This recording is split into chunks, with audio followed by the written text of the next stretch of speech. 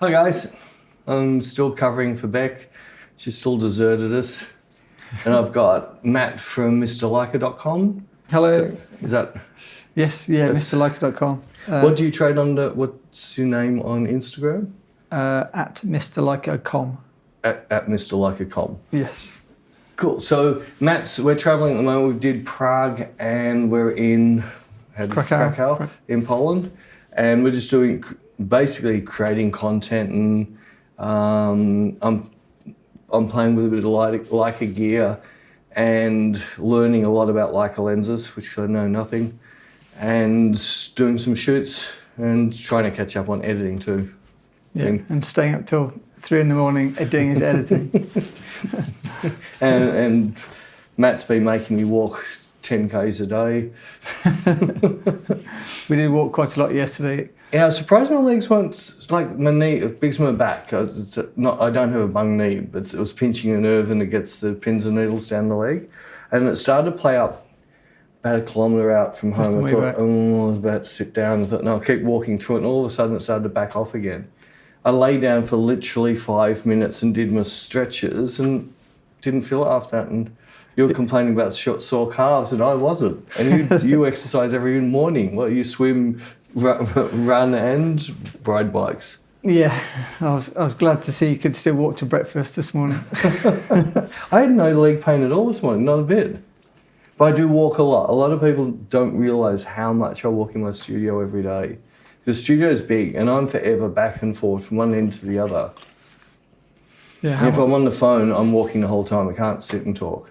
So I'll just do laps of the studio on the phone, especially if it's with a client. Or some, especially ad agencies, I always walk faster too. I reckon I clock up 1,000 steps every ad agency call. Pacing up and down. Pacing up and down.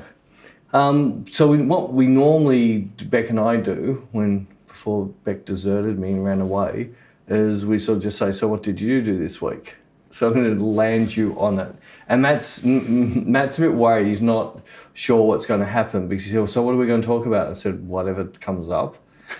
And it's not like I even have anything planned. I have nothing at all planned what we're going to talk about. It's just going to flow from wherever we come from to wherever we go.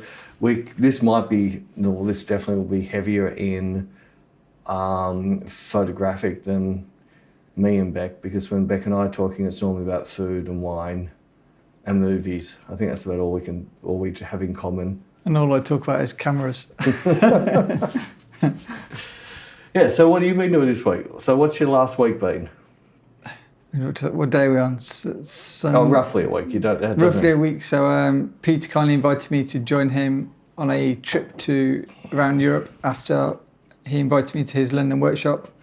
So now I live in London. It's very nice to just get a quick train into London, meet him for 2 days before the workshop, then 3 days at his London workshop, meeting some of the other guys. It was really interesting to see how Peter lights compared to, I shoot models as well, so I also shoot black and white, so it was really interesting to see like a different take on it. And then we've been on the road, as I say, as Peter said, Prague until yesterday, and then yesterday we flew to here. So yeah, we've shot some really cool models using various Leicas. I obviously shoot Leica the same as Peter now shoots Leica. I'm trying to persuade him to use his Leica M3. I will when I get it. It's been in repair. I would have been with me. It literally arrived back 1 week after I left. So you just missed it. I've got two, so I said he can borrow one of others. But I shoot film as much as I can. So when Peter finds us great models, I'm very keen to shoot film to make the most of the situation. And then, yeah, same as Peter, basically because we both do YouTube and we both do Peter's got Inspire and I've got Patreon. So like the YouTube life is, as soon as you're not doing pictures, you're pretty much editing either a video or photos or something. Yeah, people don't realise the hours it takes. Like if I'm at home, I can edit like twice as quick, but trying to edit on this thing, and I can only get 3 hard drives in here. I've normally got my great big rack of drives and everything. I'm forever, which drive can I eject now because I need that drive? Yeah, I miss a big screen. I use like a desktop at home, and my eyesight, I find it much easier to edit on a big screen. Oh yeah, well, I've got a massive screen on my desk, but I've got used to editing on this because It's a Mac, isn't it? the Mac, and I find it's fairly close to my big screen. I do get annoyed with a bit of glare sometimes, so I've got to sort of tilt the screen and duck my head a bit to get away from the the curtains or flick lights off. I much prefer to edit on the big screen, but these days I tend to know exactly what I can look at this screen and know I've got it right. So I did one of Shay yesterday, and I really wanted to work my tonalities. I really wanted the blacks to be black, but just have the detail in them. And I zoomed in, I checked it on my iPad, I've checked it on my iPhone, and I can still see detail in the blackest parts of the car, but the blacks are still looking black. So I'm happy that this monitor is still giving me the ability. The blacks are the things I normally have the problems with on monitors. Like if I'm onto a smaller monitor or somebody else's model, it's always the blacks that worry me. Yeah. But I guess so then, for anybody listening, is that a good tip to review your photos on an iPad or iPhone to check the I have this accuracy? When I'm traveling, I have this thing, if it looks good on a Mac, you're pretty safe everywhere. And there is slight variations between an iPhone and an iPad and an Apple screen, but I sort of flick through the three and go, yeah, I can see black detail on all three, I'm happy with this. I can see a slight mid-tone shift on the iPad, but of all the three things I have, my iPad's the oldest, so it could just be, it's like Apple's known for as it gets older, your contrast starts to go. It doesn't shift in colour, it shifts in contrast.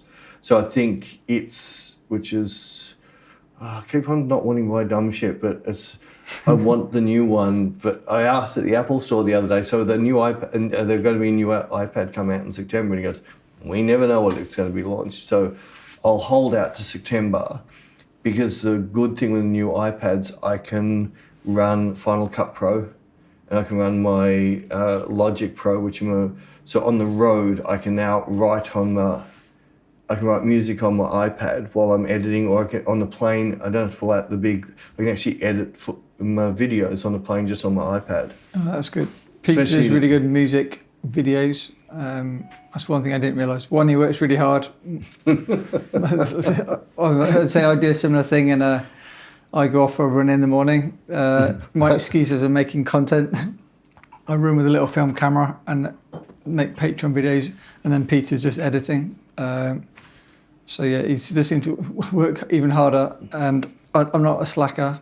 And then also, I didn't realise how much Peter is doing the whole music videos with like the models. I've never seen so much of that, and I've told him he needs to share a bit more of that on YouTube to show what he can do. I recorded one with Shay. I think it was something. I've recorded one with Shay. I might have done one with. Yes, I've done one with Tess as well. So I might record me putting that together from scratch, and instead of using, with the smaller videos, I tend to use academic sound. Well, yeah, I've heard of that. Yeah, I use them because they've got lots of great sounds, and you can download the stems. So I download the stems, I put it into my music program, I can cut up, I can get, I don't like that freaking hi-hat, flick that out, maybe drop one of my hi-hats in or something, but I can very quickly just shuffle their song around to get more the sound I want, whereas I much prefer to write it from scratch. But even a 1 minute song from scratch, that could be 4 to 8 hours for me. I'm really fussy. I start writing, and where I started and where I end are like two different places. So you're recording the music, you're making the video with the model, and then cutting the two together to get the choppy. Get the choppy, and then I quite often, once I'm about 2/3 the way through, I'll rewrite the music. So I'll see, all right, this is going to be too long, this is going to be too short, or I need to get something more aggressive in here, or I need to calm this area down because the footage doesn't suit. And I'll do that, then finish off the editing in. And one of the really good things, and this is I am an Apple fanboy, and I know if you're in IT, you hate Apple and things like that. I just love the flawless way things talk with each other. And I could never get I can't even get my sim to talk to each other. Every single day I turn it on, I've got issues. Something's changed, and the motherboard manufacturer blames the RAM manufacturer. Everyone blames each other. Well, Apple can't. Yeah, because it's all in. Them. Yeah. We still have faults with it, but I just find it so much easier. So what I can do with my Logic program, once I get close to finish, I can drop my video into Logic and edit my sound to the video because it's in the play line. So I can actually look at things and say, oh, a symbol on that turn would be amazing. And just drop a symbol on that I turn or something. And quite often it's out of time, which then accents that moment even better. Yeah, because it's out of time, it picks you up, but you see that turn, it really highlights. So, but those things, you can waste 2 hours in like a second. It's just like time just disappears. I think my takeaway is, if you get bored of taking pictures and editing photos, try and do video because it's like 100 times longer, more complicated. And also, I think it's pretty rewarding to see the final result. Yeah, I do. You get good at it. I do. Although the Tess on the bed one I did, that didn't take that long to edit. That's more simple, yeah. Because she was so good. There might have been 40 cuts in the whole thing. I trimmed a chorus and I think a verse out of the song to get it to the length I want, and it worked really easy. But then there's other ones like the Shay one. I hate to know it. About 2 weeks. No, it wouldn't have been that long. The stupid thing is the actual filming of it was most likely 15 minutes. So filming that whole thing was literally 15 minutes of filming. The song, again, I grabbed something from Epidemical and then chopped it up. I pulled out, didn't like a lot of the instruments in there, chopped it up. I rewrote, halfway through editing, I rewrote it again. And I didn't like this thing that went tick, tick on the hi-hat. So I just cut that out from a certain point on. I let it come to a point, but then it just annoyed me, so I just cut it all out. And then went back to getting Shay in the movie. And all I did was literally had one channel of Shay moving and then another video of Shay moving. I laid them on top of each other. Yeah. And all I did was cut one beat for the bottom one, and I moved the top one so you could see it. I cut one beat of the top one and dropped it into the bottom one, then moved it. So they still were both full movies, except it went from this clip, this clip, this clip. And then you're sort of nearly looking at 2 clips at the same time. Yeah, like 2 timelines. Timelines. And I really enjoyed that. And again, another reason I really like Final Cut Pro, it to me works so much like Photoshop to me. Yeah. I can because I have most of my stuff synced in one thing, I can drop something on top now. Yeah, it's all magnetic timelined. Yeah. So I don't have to worry about moving everything afterwards. It's just it all just joins up flawlessly. And then all the modes, just like in Photoshopping, is all the different blending modes, all of that stuff on the clips, and that adds a whole new thing of interest once you start blending mode clips together. I might have to get that at some point. I'm still using LumaFusion, and it's good if you like basic editing software for any video. But if you want to do something more in depth, I think you need Final Cut or So you're mainly editing on PC? iPad. All on an iPad. iPad for video. So you haven't PC tried iMovie? That's too many. So this is much better than iMovie. Oh, is it? Yeah. Right. So I've never used iMovie, so I don't know. Yeah. Yeah, well... that's all I need for the last 350 YouTube videos. But you couldn't do your music video. I bet you could. You probably could, yeah. No, it's still a matter of editing. It might just be harder. You've only got like so many... I think you've only got 5 audio channels. That'd be fine, because for music videos, I only have 1 audio channel. Right, okay. Also, a double. I just need to learn.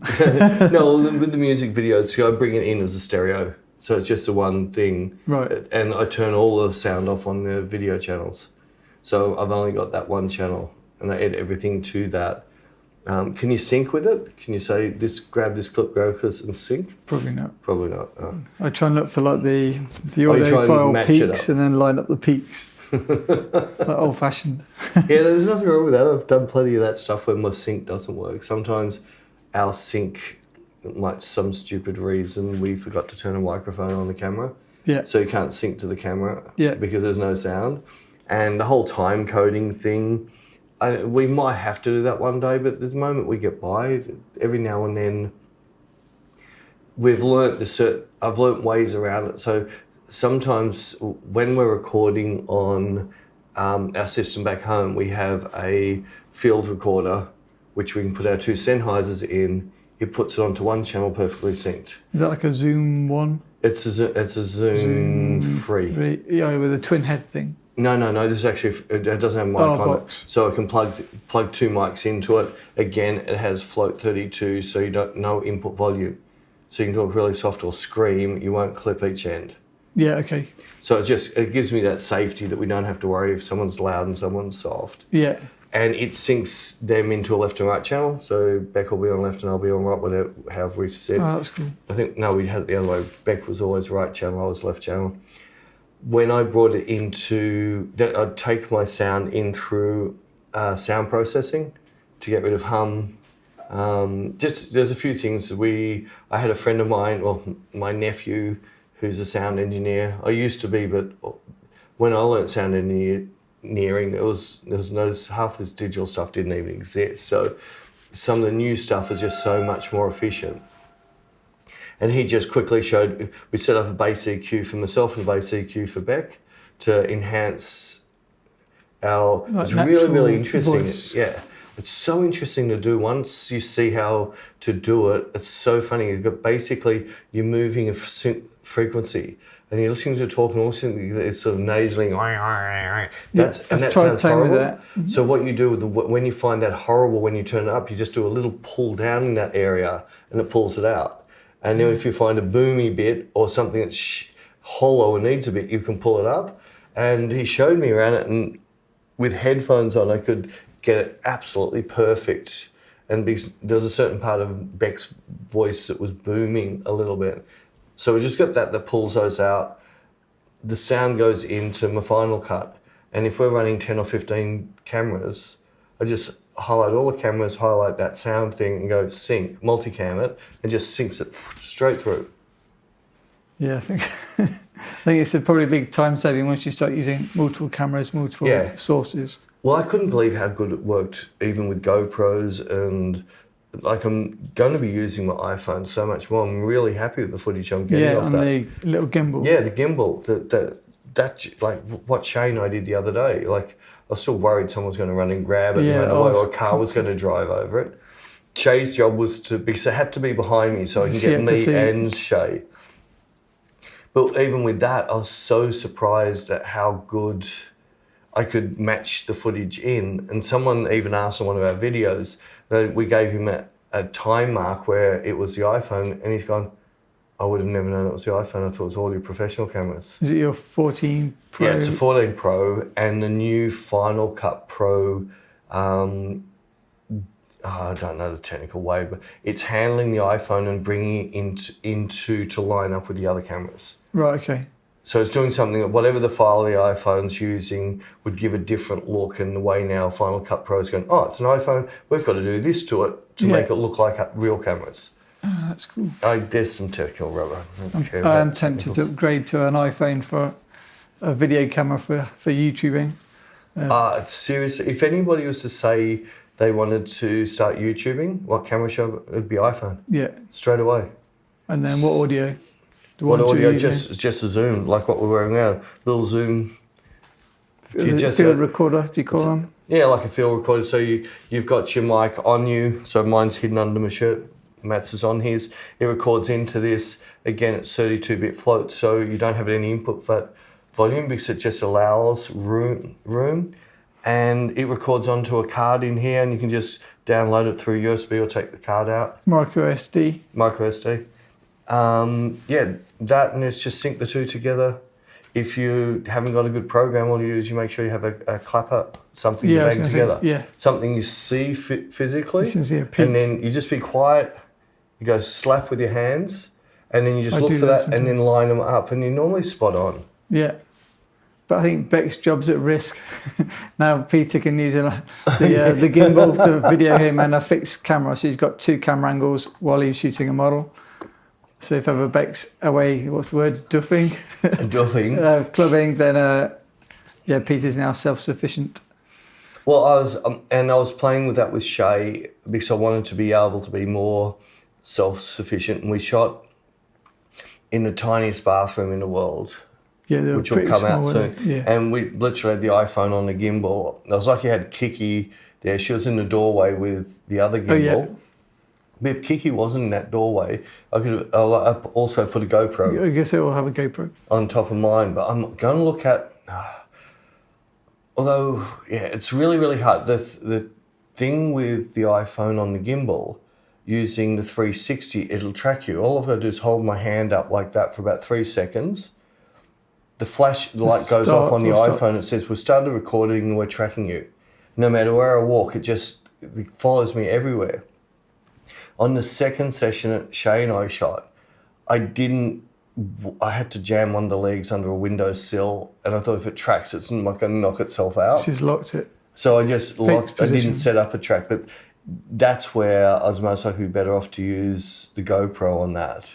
Yeah. And put my iPhone on top of my camera, because I've got more control over the iPhone. I can go wider or narrower with it. I find the GoPro's too wide for what I want on top of my camera. You can also use a GoPro in a iPhone gimbal. Yeah. So then you can face track with a GoPro and have the additional stability of the GoPro, like the auto leveling, whatever it's called. So that's it the other flies thing. I have to have totally flat. Footage. I haven't looked at my footage yet from the shoot I did with Shay in Prague. But I'm thinking that's going to be awesome, because I'm going to be tilting around everywhere. Yeah, that's auto leveling. That's going to be freaking cool. On the narrow, I don't like the super wide. I have mine. I want to. It looks I quite wish normal, I could actually get it narrower. Yeah, me too. But I've gone as narrow as it That's allows. what I do. I have narrow, leveled, and yeah, it's pretty good. I need to use it more. I think the biggest problem is you need to get that workflow. And once you've got a workflow that works for you, you just instantly do it. Yeah. But at the moment, I was so used to putting my RX on top. Yeah. So The RX is just that little bit heavier, a little bit bigger, and I'm not as comfortable with my camera. the rig. The rig. Yeah. Even though I absolutely really enjoy the footage, I just find it's pulling me over the whole time. Especially when you put a Noctilux on or a 90 f2. I've brought Peter my Noctilux Leica 50 f1 older lens version 2 and the 90 Summicron f2 pre-spherical to compare to his Apo. All of my followers that just went straight over their head, but trust me. Basically two old lenses which are nice for taking model photos. The whole reason that I wanted to spend some time with Matt is I'm absolutely loving the Leica system. I just want to get down to 3 lenses, 2 for shooting, 1 for videoing, right. Or 2 different versions of each of those lenses, depending on what I want to do. So that little, I don't know, the collapsible 35 f2 light lens lab 8 element. It's one of the newish light I don't know lens if you can labs. see it. But see how high. How do you collapse it? Just push it in, or Twist. Twist. Oh, you know it better than I know. Yeah, you can see how tiny that lens is. The one test shot I did yesterday, or the one of my test shots. Yeah. So even though I shot the painting up on the wall, that wasn't a test shot for me. I was just playing with lens flare. Yeah, yeah. The test shot, there was this tiny little flower on the side of a little skinny tree branch, and I focused in on that, and I wanted to see what happened around it. It's pretty good. Yeah, I was really happy with it. I think it goes to 0.5 meters, which means obviously you can knock out your depth of field even more. Yeah. Yes. I'll do a full video on this at some point as well. So I've done a little video so far. Well, hopefully the next day or so, I want to do my testing. Oh yeah, you want to do another video for your YouTube? Potentially about I might put lenses. on YouTube. I was going to do it for Inspired, but Inspired, I might do. I don't want to clash with your channel. You do. Nah, it's you all right. do your. I'm not really a Mine's review more channel. geeky lens reviews, but it's mostly talking about the lens and then showing example photos, which tend to be female models in black and white, similar to Peter. I guess that's the overlap, isn't it, a little bit? Yeah, but it still could work. I'll have a look and see how well it comes out. But basically, because if I don't have a model, I'm going to just find a flower or something on a tree and set up and do my shots and explain what I'm looking for. So when I click between the 3 lenses, I click between why am I looking at what I'm looking at.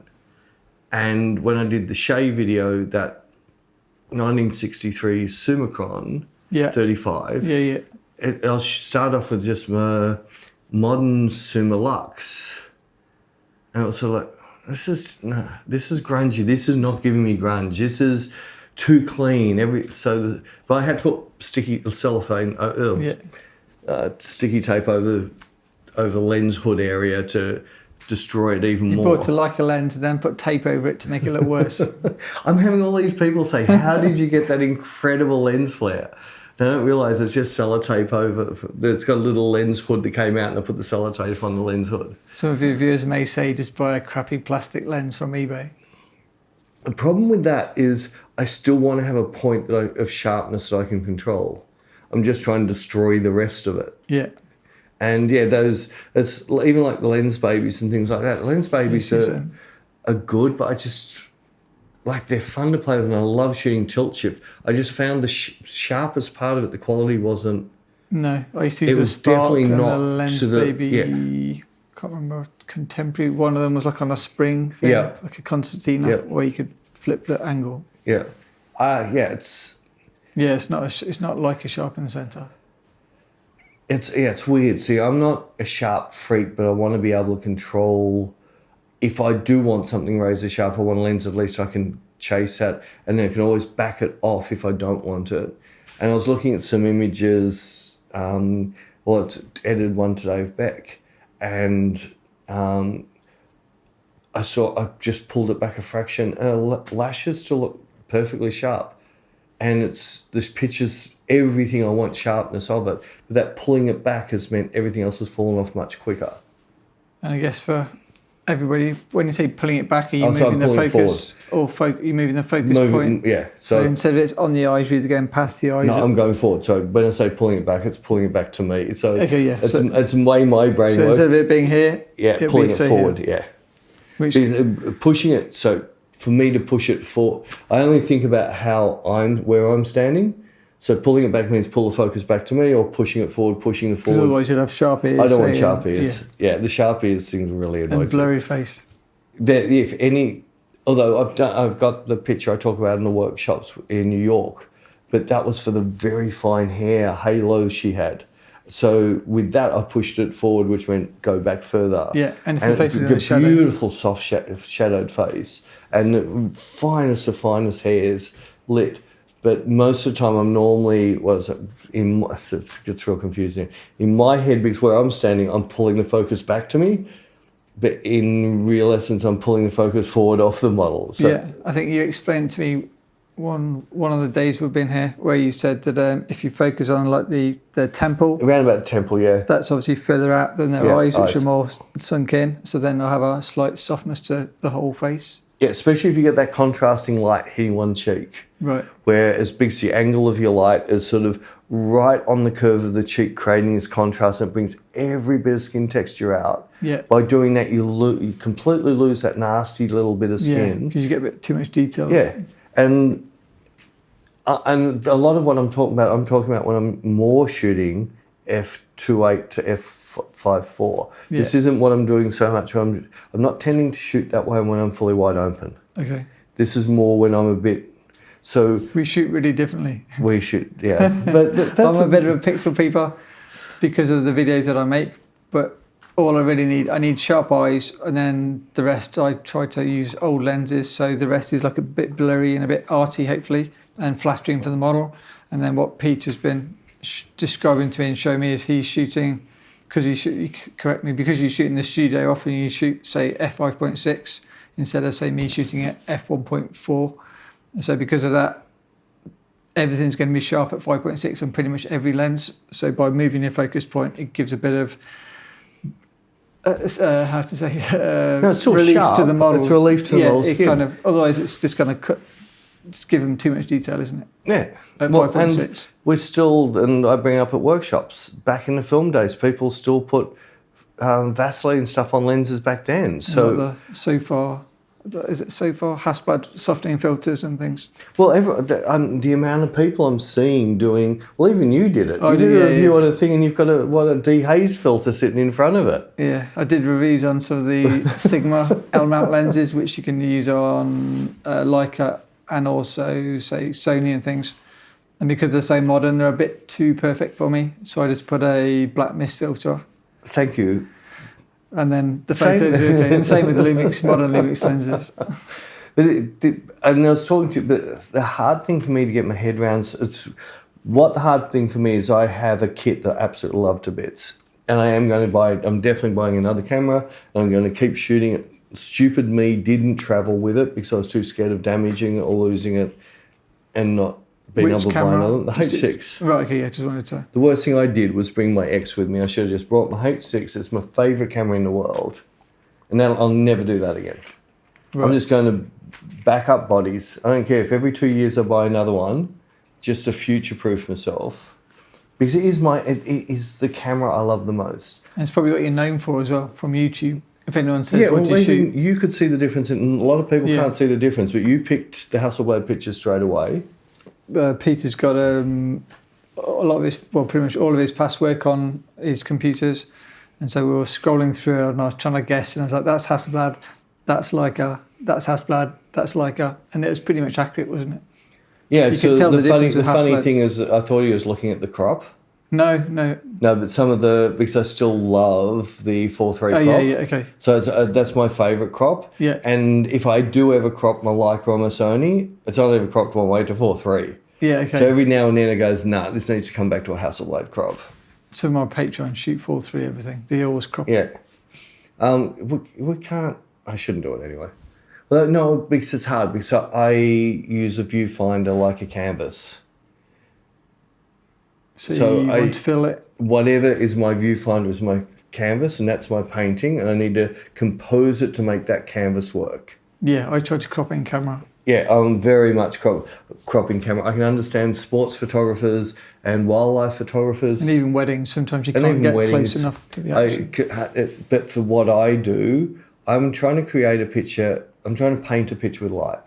And this is one of the reasons I was talking to you yesterday, I don't like using zoom lenses because if I just stand there and go zoom, everything stayed the same. If I take a step in, I'll change my angle or drop lower or stand up more. So I've got a Leica 24-90, which is to die for lens. But I'm seriously thinking of getting a 75 so I can just walk. Yeah, kind of the limitations. Yeah, I can use my 24 to the 24 through to the 50 sort of section for my fashion stuff. But none of my Hasselblad lenses are zoom. They're all primes. Yeah. I think many fashion photographers use zooms because you can correct me, you're a proper fashion photographer. I'm like a portrait guy. On one lens, you can go like headshot, half body, full body. Without moving. Yeah. Where with primes, sometimes you don't have space to I would still be moving though. You got a big studio, so you got room to do full body. No, I'd be moving my height. So, yeah. Headshots here, got down to 3/4 there, drop to low to the full. Otherwise, models would kill me for giving them stumpy legs. So basically, you go lower with wider lenses or for full body to give the models more length. More legs. More legs. Yeah, they don't want long bodies, they want long legs. Yeah. It's always good to keep the models happy and then they come back for more photos. Do you think what are you drinking? Do you think we better talk about drink? Oh, everyone knows what I drink. I only ever drink one thing. Okay. Southern Comfort. I'm on this one, I'm afraid. Oh, the vodka? Water, yeah. I brought, I tipped the vodka. I did do that in my I was going to fill it with days. I was going to fill it with red wine, but Bec would kill me. She'd be too scared that she'd never get employed again. When Peter first warned me that I was going to have to be on a podcast, I did visualise like me in a black wig and a bottle of red wine. Like, we should have done that. And a packet of crisps on the table. Put a couple of pillows in your shirt. And Paul Bec, she sent me a message last night. When we were in London, we zipped out. I had to buy a suitcase for this trip. Yeah, the green one. Because Ryanair has a maximum weight of 20 kilo. No matter how I worked my two bags, they weren't going to be 20 kilo each. And then Bec goes, can you take some of my stuff back to Australia? So I had a Burberry jacket and some shoes and that stuff. I need to just buy another bag to travel with. Book another bag for the trips. And like you're going to inherit that bag at the end of the week because I can't take it with me. So it's either going to a rubbish bin or you can pack your bag into that bag. Okay, thanks.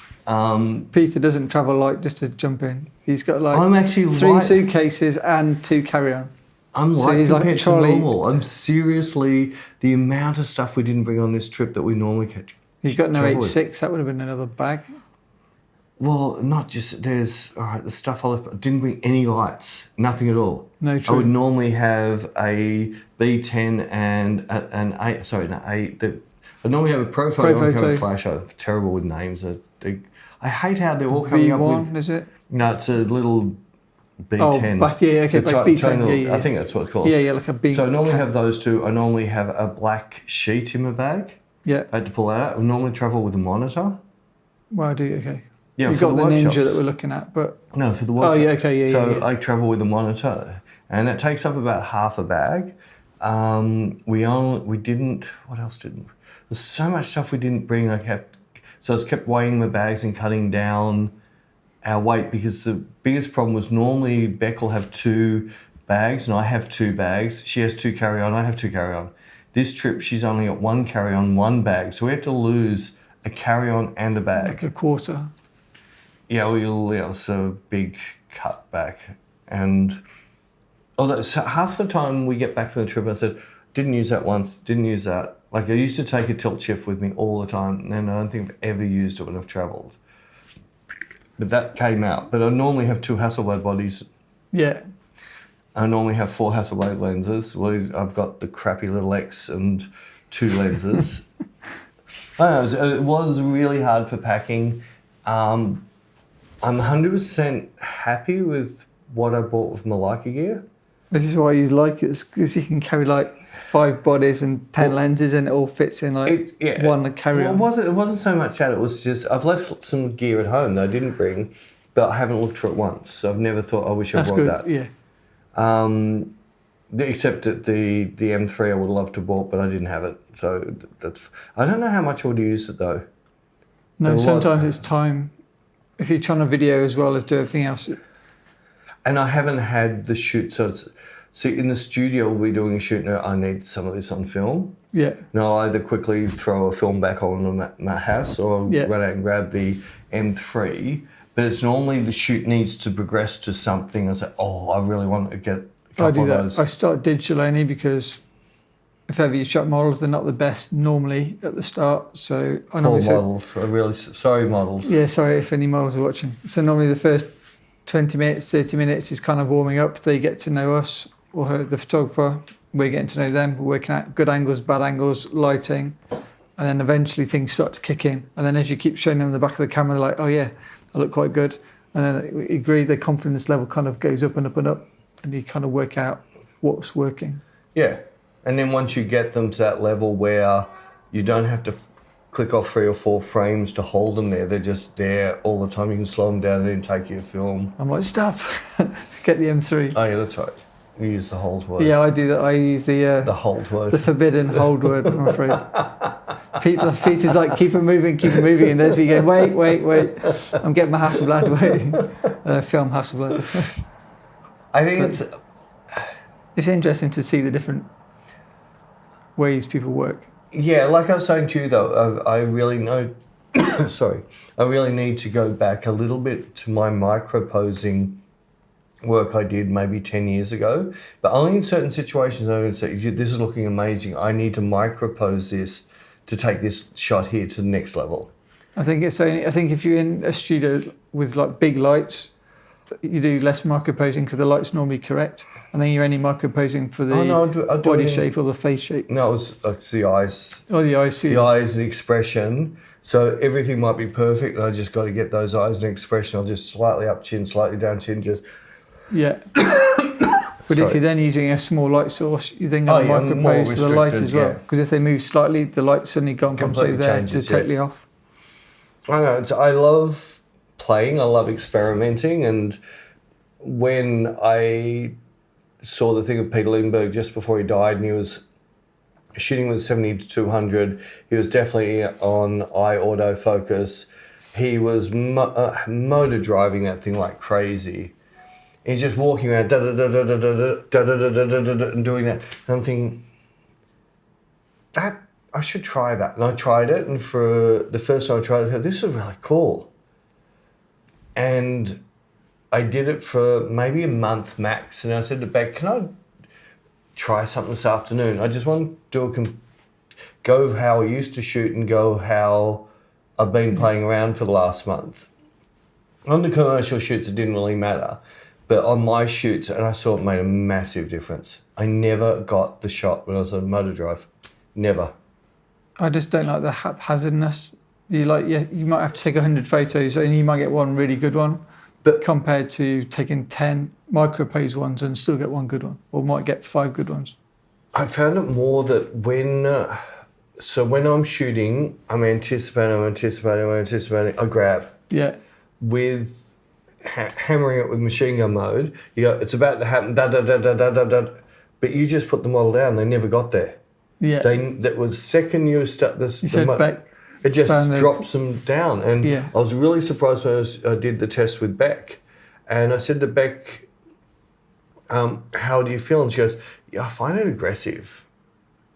She finds like I'm trying to pose and I'm trying to drift, and all of a sudden, da da da da da. So if you can imagine this isn't a big lens. You need a big lens, but models normally see just the front element. Yeah. The fact that it's not the nicest thing I imagine to do a relaxed photo in front of. Well, the second I saw that, there's no motor drive on any of my cameras that turn on. Even on the Sony, it's still down to single shot. Even though I can click them off quick, but I still don't take the first picture till I see the picture. Right. And then I might take a secondary in case I just took it somewhere else. Yeah, that makes sense. So quite often, especially with Shay, I normally take 3. It'll be, there it comes, bang, bang, bang. Yeah, I'll just see if there might be one of the fall-offs that's even better. And we had one the other day that was like, Shay and I both like her, I call it brain dead eyes. Every now and then one eye will shut before the other, and it nearly looks like she's brain dead. I know it's horrible, but for the style of Shay is... And she does a lot of the white under the eyes. Yeah, it's like this completely messed up. Then we did a nun shoot a while ago, which is on both Inspire and YouTube. I haven't edited the blog yet, but one of the pictures of the blog, you can only see whites of the eyes. It is so freaky. And it was only that thing. It was like the second or third frame after I'd got the frame I wanted. For some reason, we just got whites of eyes, and she just looks like possessed. Peter let me shoot Shay and Bec, so I've got... I'll let you. I don't need my... I'm sure lots of viewers would love to shoot Bec. So, you will see my attempts at shooting Bec in a YouTube video, if you're interested. See how it compares to a model that Peter works. I was a bit scared because obviously Peter and Bec work together all the time, and Peter was videoing me photographing Bec. So in addition to having the nerves of shooting with Bec for the first time, and then had to do it in front of Peter, who I'm not might be judging how I was working. Well, luckily I think I did this. Went go into autopilot after a while. I shot models for 12 years, so I think as we got going, I kind of forgot about it, but it was a bit apprehensive to start off with. Yeah, I told you I don't judge. No, but it's I'm not sitting there going, "Oh, what is he doing now?" No. It's not. I was just trying to get good camera angles and good footage. That's all I was worried about. I should be thanking him. Not only did I get to shoot Bec in Peter and Bec's apartment in London, he then videoed it and gave me all the footage with audio, perfect audio. So perfect audio. So that's coming at some point. Do we normally talk about food? You said you were impressed with the food in Prague. Yeah. As a foodie, this is a good thing. Well, we were saying like Kiki is I've known her for 12 odd years, very, very close friend of mine. And I've originally met, I thought I met her as a photographer first, but she told me I met her as a model first. And I can't even remember it was only... it might have been a makeup company or something like that used her and got me to shoot the shots. So I met her that way. And she wanted to get into photography, and then she just hung around me like a blowfly. I couldn't shake her off. Like any day that I was at the studio and she was free, she was at the studio. And then I started saying, well, I don't need an assistant really in the studio, but if I got doing a quote, I'll do quotes that says with or without assistant. If they say with assistant, you got a job for the day. If it says without, if you want to turn up, I'm not paying you because they're not paying me. I might try and do that myself. Yeah, I like in America, I don't know what it's doing now. In Australia, it didn't really touch on, but in America, they have the whole intern thing. Yeah. They don't get paid a cent. Yeah. Not a single cent. in Australia, all the up-and-coming learning photographers would never work for nothing. They would never do that. Whereas if they grew up when I grew up, to get into radio or get into TV, you'd go in there, you'd find the highest boss you can find, and you say, can I wash your car every Friday free of charge? And you do that. And then one day he'll let you into the radio station. And then next day he'll do this. And you'll get right up to getting actually on the panel and running the panel. You're still not getting paid. Yeah. But now they need to employ someone. Well, Peter knows how to run the panel. We'll just employ him.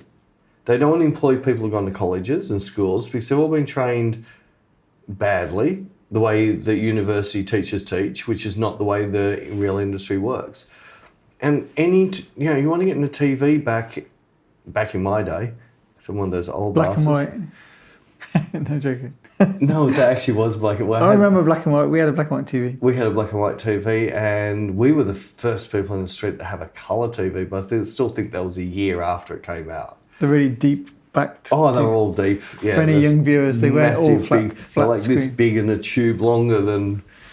But my ex-brother-in-law, is that what you call it when your sister's divorces her husband? Is that ex-brother-in-law? Yeah, I think so. My ex-brother-in-law, he became a technical director at Channel 10 in Australia. But he started off sweeping floors. That's how he started. Yeah. But that's the way you used to come in. You start in the very, very bottom and you learn every friggin' trade in that place. Yeah. So you can fill in for anybody, anytime. And that's as an intern. So I put it this way, and people, I don't need an intern, I don't want one, so don't send me any messages. But seriously, if you want to learn photography and learn it right, find a really good photographer, especially if he has a studio. Yeah. I haven't got a studio. Go and wash his car for free once a week. Because he'll knock you back as an intern. He's got no, and you do that and you'll get your foot in the door. He'll see this little ferret here he's washed my car 4 weeks in a row. He hasn't asked for a cent. He's doing a great job of it. Maybe we should let him come to the studio. Maybe he can sweep the floors. Yeah. This offers something different to the other million emails that people say. And you'll get your foot in the door. Then you get in that door. The stuff you're going to learn is 10 times better than what you'll learn in university. You'll learn the real world, both business, photography, lighting, everything, like proper workflows, understanding backup secrets. They never teach that stuff at school. How you to deal with clients, what happens on set, the way sets should run, and all of those stuff you'll never learn at school.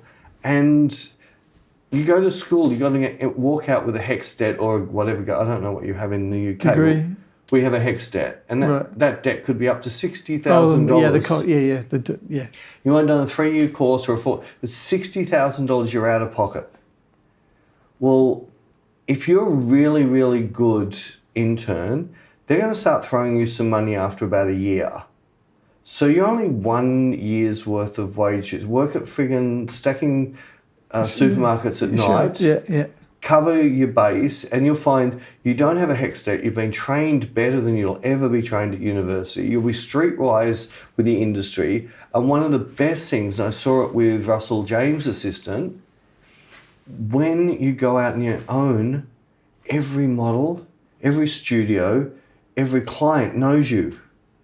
You're already set up. Already in the circle. You've got the contacts. You walk into any studio, they knew you because they've seen you 40, 50 times with Russell James or whoever you were assisting. And all of a sudden, all these doors have opened for you. And because you were an intern or an assistant, they're going to be half the price or a third or even a tenth the price of what he was. But he's going to know all the experience of that photography. Yeah. Maybe let's just hook him in on our next shoot. Yeah. So you're a lot more employable. Yeah. Compared to a fresh out of grad. Out of grad is unemployable. Seriously. Yeah, that's what I mean. They're 100% unemployable. I've had them come into my studio just as a sort of please don't send me emails. The answer's no. I'm not being a snob. It's just I don't need or want a photographic assistant. And I was watching a shoot, I think I mentioned on another podcast, right outside our place in Shoreditch. because it's a big fashion college Oh, there. you said it. They were doing a shoot out there, and I was just watching the amount of staff around this. I won't call him Wayne because I don't know him, but he would have had 12 staff. I was thinking, someone to hold the camera, someone to hold a light meter, someone. I don't understand a light meter while they're shooting tethered digital. I really don't understand that. The digital operator should have been saying, hey, you knock it back a bit, we're a bit over, bring it up a bit, we're a bit. Like, what's the guy with the light meter there for? Yeah. But things like that, you come back to the real world, get trained on set the way the real world works, because 100% of the lecturers have never worked in the high-end commercial industry. Never, ever have worked in that. Maybe the wedding photographers is a bit different, because a lot of wedding photographers know all the tricks of the other wedding photographers, and there is a learning curve. And I know at least 20 lecturers who are all wedding photographers. Yeah, because you get your weekend warriors. So they'll do that at the weekend to earn a bit of extra money. I look at, I know 3 wedding photographers that are teachers teaching studio lighting. And I look at their lighting and just think, and it's more they don't teach it right. And you saw the main point I try to get. I spend the first 3 hours or first 3 setups to try and get this point about direction of light and power of light. Oh. You still saw every single person went back to power of light. Yeah. They completely forgot about direction of light, which is the most important thing. Yeah. Schools just teach direction of light. Or say feathering. Oh, feathering. Where the light's not pointed directly at your model or subject, you point it slightly off, and that's to change the direction and power of light. Well, it's changing only the power. Yeah, because the hot spot's moved off them to... Yeah, so if the light's here and I'm pointing it here and the camera is the model, when I come here to there, the direction from the light to the model stayed exactly the same. It's just the power of the light has moved to a different place. Does that make sense? Yes. I think from as you explained it, so this is the amount of light, if it's straight on, and as you turn the light source gets less going in that direction. Yeah. The shape, but the direction stays size. the same. Yeah. But you're sending the power of the light somewhere else where you can then drop a white wall. So if they can see the front of the, say, softbox, it can see you. Yeah. That's how I was trying to think of it. Yeah, it's the best way. If you can, and it's good in the workshops, I have people drop around everywhere, especially with my overhead overhead light. I said, everyone can see the white of the octabox? Yeah. They'll say yes. And I said, well, your direction of light is here to you. And your direction of light is from here to you. So it's where the subject is in proportion to where the light is. The direction of light's the most important thing. And that's what I see. Oh, that went quick. We're allowed 5 more minutes. Okay, that means we talk crap way faster than we expected. It goes pretty quick, doesn't it? Yeah. Shay couldn't believe how quick it went. Their last one was Shay. She said, oh, that was actually enjoyable. I was shitting myself about doing this, but she actually really loved it. Yeah, just finishing off as little things like that are the things you get taught in the real world. In studios, you'll learn all the tricks we have for manipulating our light very carefully to really fine-tuning, getting that next level. And you saw just using the V-flats, how big a difference. I wish V-flats would fit in all rooms, because normally they're too big to fit on the inside like a low ceiling. But yeah, they are amazing. V-flats are still can't believe it. I had to build V-flats even in a studio. massive studio. Like they've got 4 studios there. Is it 4? Yeah, there's 4 full studios there. Oh wow! And the other 3 are bigger than the one we're in. This is massive. Right, and they didn't have a single V-flat. I friggin' literally Peter made one. Gaffer tape one up. You saw how easy, no stands, no nothing, they just work. Yeah. But yeah. I wish I had one. I normally try and flag it with like a black side of a reflector. Yeah, but you don't have a studio, it's a bit hard to... No, I don't have a proper... I have like a room that I use as like a home studio. There's a mob in...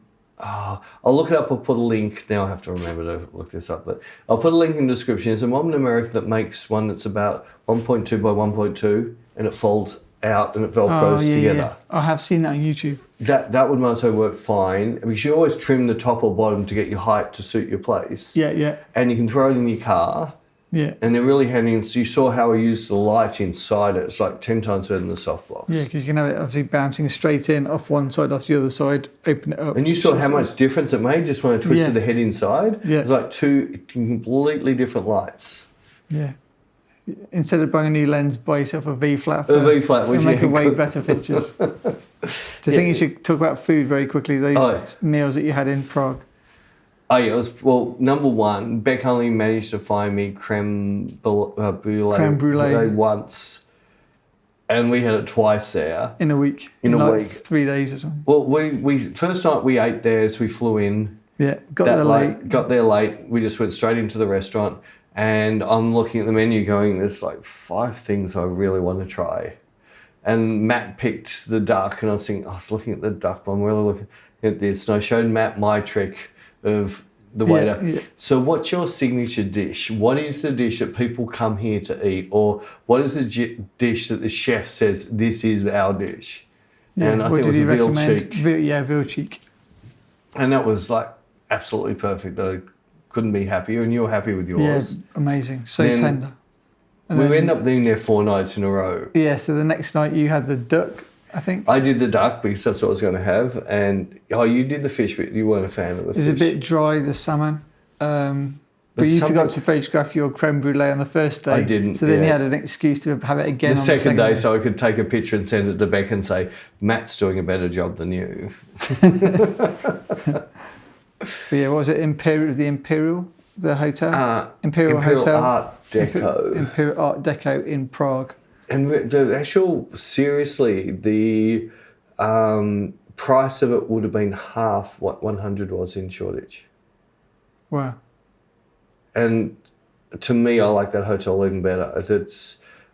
Beautiful hotel. Right in the centre as well. It was right in the centre, the Art Deco and all the things. It's all tiled, the mosaics in the ceiling. Yeah. Absolutely beautiful. The rooms were lovely. Yeah, stunning. And you could even shoot in. The hallways, I didn't get to shoot in the hallways, did you? No. Kiki's hallway, top floor. Yeah. That was like Stanley Kubrick. It was really skinny, and these lights, and they're big dome lights. It looks so cool, but I just didn't get time to. I will go back to Prague. You will go back to Prague? Yeah, I'll definitely go back. Highly recommended if you've never been. It reminds me of Budapest. Cross between Budapest and parts of Poland. Like lots of cool old stuff. Yeah. Very photogenic if you're photographing models or non-models.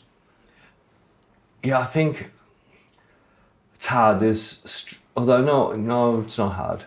If I was shooting at night time, I think Prague, I'd like shooting Prague over Paris.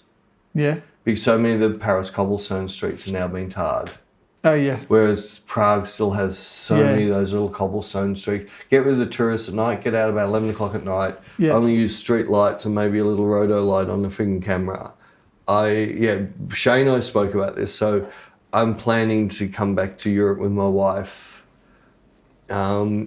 maybe a little bit colder weathered, which I don't care. Yeah. And Shay and I are going to spend 3 to 4 days straight in Prague shooting a series we've been wanting to shoot for ages.